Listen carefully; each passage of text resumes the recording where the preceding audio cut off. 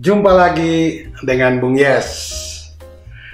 Ketika Erick Thohir memimpin PSSI pada Februari 2023 lalu, banyak sekali harapan, impian yang diletakkan di pundak Erick, tentu dari masyarakat sepak bola.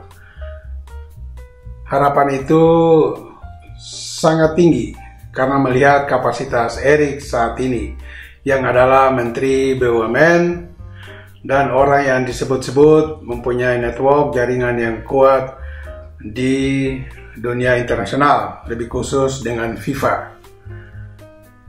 Tapi apakah harapan itu akan menjadi kenyataan?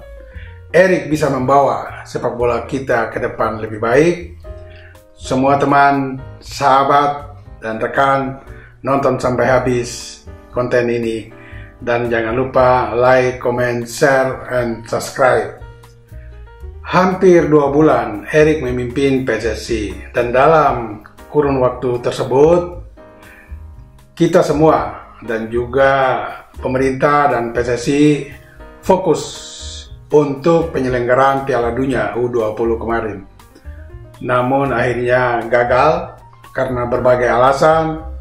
Ya pakai istilah FIFA aja, karena kondisi saat ini akhirnya FIFA mencabut hak kita sebagai penyelenggara Piala Dunia.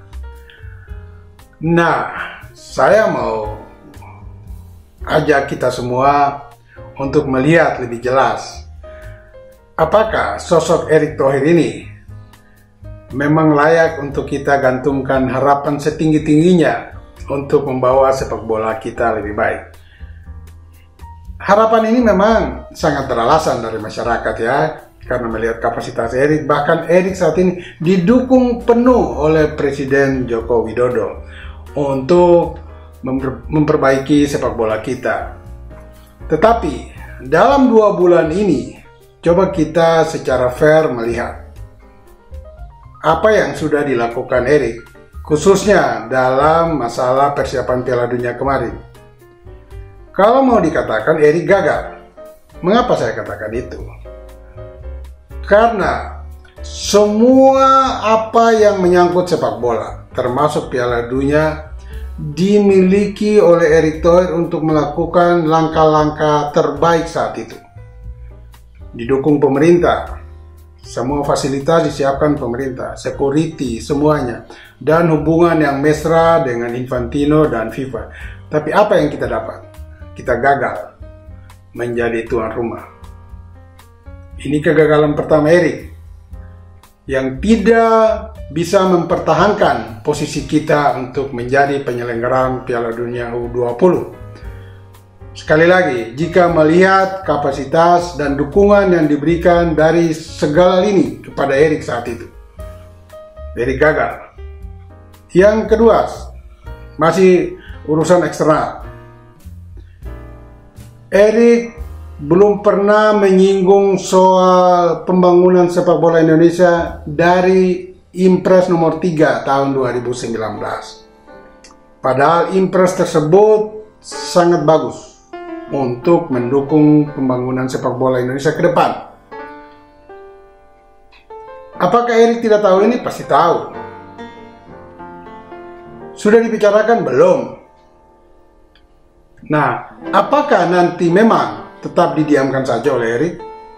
Karena Impres nomor 3 tersebut akan berakhir pada tahun 2024. Dan saya termasuk salah satu penggagas atau pembuat roadmap daripada Impres nomor 3 tersebut, yang sampai sekarang belum pernah diimplementasikan.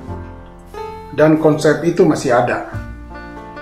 Kalau Erick mau, dan ini menjadi ujian kedua dari sisi eksternal di luar PSSI. Apakah Erick mampu mengoptimalkan Impres nomor 3 ini untuk kepentingan sepak bola? Karena di sana sudah ada semua cara, jalan, dan konsep yang bisa diuji dilakukan bagi sepak bola kita. Ada 14 titik di Indonesia yang akan menjadi bagian atau tempat pembangunan akademi sepak bola. Nah, akademi sepak bola itu akan melibatkan siswa dari level usia 14 sampai 18. 3 level, U14, 16, 18. Kemudian, mereka juga mendapat pendidikan formal di dalamnya selain bermain bola. Nah, ini semua harus diwujud nyatakan oleh Erik nantinya dengan roadmap tersebut. Kalau memang Erik memang berkeinginan dan niat penuh untuk membangun sepak bola seperti yang disuarakan oleh Presiden Joko Widodo, bahwa sebaiknya Erik fokus di sepak bola. Ini sinyal dari Presiden agar Erik betul-betul dan serius meluangkan semua energi waktu untuk membangun sepak bola. Dan impres nomor 3 ini sangat penting bagi pembangunan sepak bola. Bayangkan kalau 14 titik atau 14 kota memiliki akademi sepak bola di usia dini U14 sampai 18, dalam 5 tahun kita sudah bisa memiliki sebuah tim nasional yang hebat dan bisa diandalkan. Katakan saja misalnya begini, di kesenian, di salah satu stasiun televisi hampir tiap tahun diadakan lomba Indonesian Idol. Output daripada Indonesian Idol ini terdapat sejumlah penyanyi yang bertalenta baik dan hebat sebagai artis atau sebagai penyanyi. Nah, di sepak bola pun harus demikian. PSSI harus punya akademi. Apalagi akademi ini ditunjang penuh, didukung penuh oleh pemerintah. Mulai dari pembangunan infrastruktur sampai pada pembiayaan. Dan di sana melibatkan 12 kementerian dan beberapa lembaga terkait. Kurang apa lagi? Tinggal Erik siapkan saja, jalankan saja itu programnya. Selesai. Dalam 2 tahun selesai pembangunan, 5 tahun kita sudah dapat pemain-pemain yang hebat. Nah, ini yang harus kita tunggu lagi dari Erik. Di internal PSSI masih banyak sekali pekerjaan rumah yang harus dibenahi oleh Erik. Paling tidak sampai dengan 2024 sebelum adanya Pilpres. Di internal PSSI banyak sekali masalah, mulai daripada kompetisi, mulai dari pembenahan organisasi, mulai dari SDM yang ada di PSSI, mulai daripada pembinaan usia muda, sampai pada transparansi keuangan. Nah, saya juga perlu mengingatkan kepada Pak Erick Thohir, ada masalah yang masih menggantung di PSSI, khususnya dalam transparansi keuangan. Pak Erick mungkin perlu angkat ini dan membuka ini segera, biar masyarakat kembali mengapresiasi dan tetap masih menggantungkan harapan kepada Pak Erick. Ada dana subsidi kepada tim U19 di tahun 2019 sebesar 50,6 miliar. Ini sering sudah dibicarakan di berbagai kalangan masyarakat komunitas sepak bola, bahkan di grup-grup WA. Semuanya mempertanyakan. Belum ada pertanggungjawaban dari PSSI dan juga Menpora tentang dana sisa daripada 50,6 miliar itu.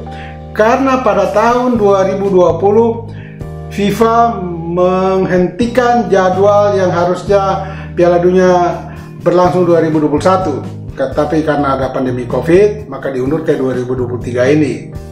Dan saat itu juga Menpora Zainuddin Amali menyatakan dana sisa dari subsidi tersebut yang tentu masih ada harus dihentikan penggunaannya. Tetapi menjadi rahasia umum, ternyata dana tersebut digunakan subsidi silang oleh PSSI untuk kepentingan yang lain di luar persiapan tim U19 di bawah pelatih Sintayong. Nah, Erik harus membongkar ini.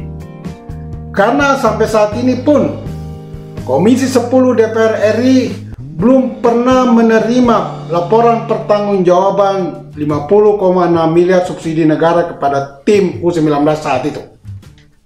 Kemana larinya? Erik harus membongkar segera. Ditambah lagi, ketika kita telah gagal menjadi tuan rumah, berarti persiapan Sintayong terhadap tim U20 kemarin, itu pun ada dana subsidi dari pemerintah yang menurut anggota DPR pemerintah mensubsidi sekitar 350 miliar untuk tim tersebut. Nah, sisanya ada di mana? Dan itu segera harus dibongkar kepada masyarakat, sehingga semua menjadi terang benderang, dan trust kepada Erick Thohir akan semakin tinggi bahwa memang Erick kerja serius, komitmen tinggi, loyal untuk melakukan perubahan dan perbaikan di sepak bola sesuai dengan arahan Presiden, fokus di sepak bola. Dan yang terakhir, karena memang perintah Presiden Erick Thohir harus fokus di sepak bola, sebaiknya Pak Erick hanya mengurus PSSI, tidak yang lain lagi. Dan ingat, bola itu bulat, giring terus.